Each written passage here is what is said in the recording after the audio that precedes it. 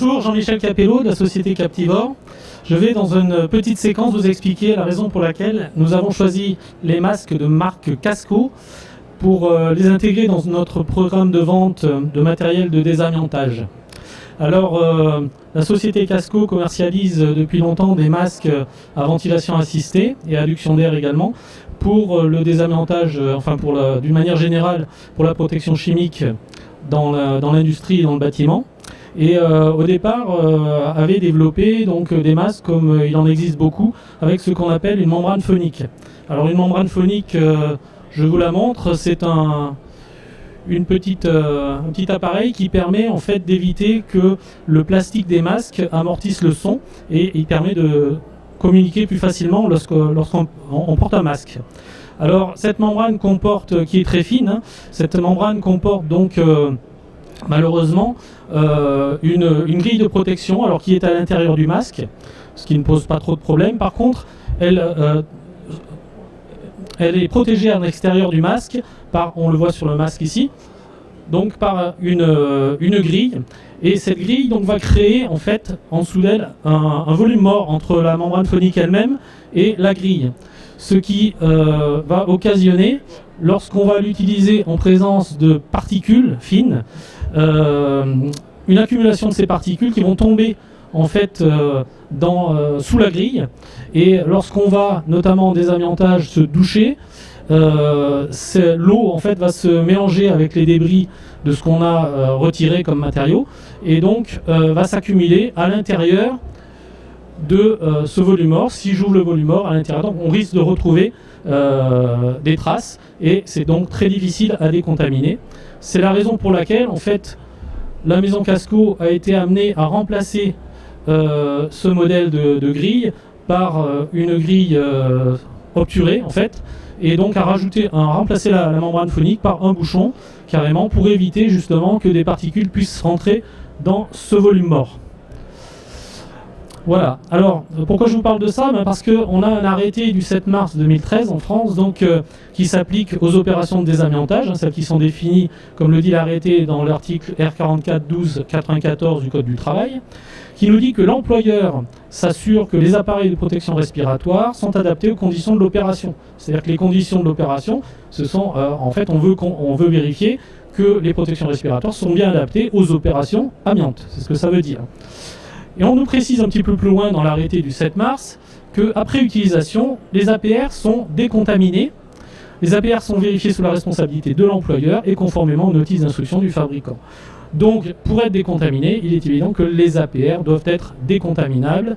Et de notre point de vue, la présence de ce système de grille de membrane phonique avec un volume mort rend le masque tout simplement indécontaminable. Et donc, je vous propose une petite séquence pour faire une démonstration. On va essayer de décontaminer en fait une membrane phonique. Et on va voir ce que ça va donner. Donc voilà un masque avec une membrane phonique qui est à l'intérieur avec la grille de protection qui donne sur le volume extérieur. Et donc on va tenter de décontaminer en fait le volume mort qui est compris entre la grille et la membrane phonique qui est à l'intérieur, dans lequel l'air ne circule pas. Alors pour ça je vais prendre l'élément membrane phonique. On va, alors je vous montre le volume mort, hein, donc on a la membrane au fond et cette grille de protection à la surface et le volume compris entre la grille et la membrane donc est un volume dans lequel l'air ne passe pas lorsqu'on utilise le masque. Alors on va essayer de contaminer avec, on va simuler de l'amiante ce volume. Donc on va imaginer quelqu'un qui utilise de l'amiante et puis des débris d'amiante lui tombent sur le masque. Et donc ensuite cette personne va devoir se décontaminer sous la douche. Donc on va doucher l'appareil. Donc voilà.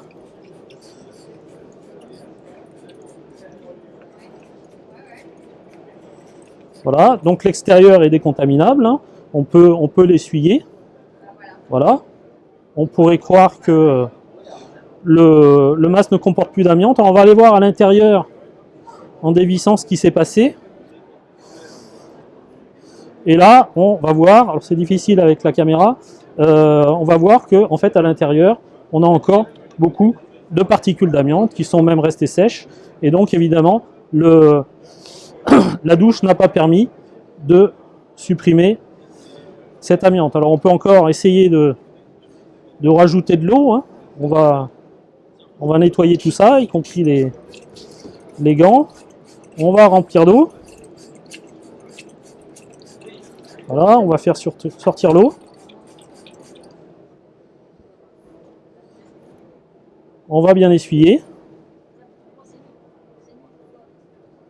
Et on va voir si au final, on a pu décontaminer ce volume mort.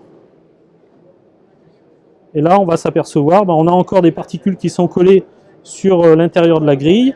Et à l'intérieur, c'est pas fini. On va avoir encore des particules qui sont restées collées.